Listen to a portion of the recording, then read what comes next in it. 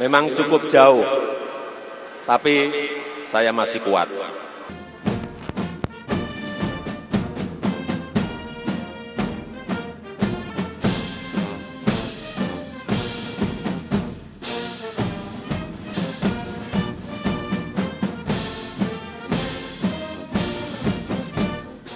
Memang tidak biasa tadi dalam pemeriksaan pasukan, biasanya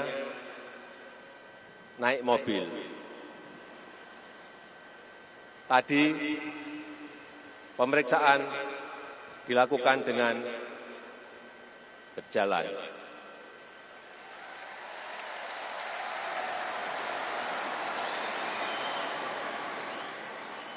Memang cukup jauh, tapi saya masih kuat.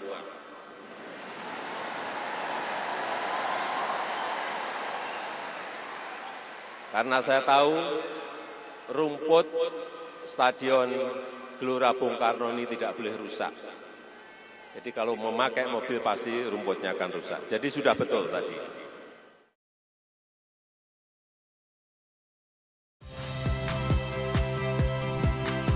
Saya Radi Saputro. Saksikan program-program Kompas TV melalui siaran digital, pay TV dan media streaming lainnya. Kompas TV, independen, terpercaya.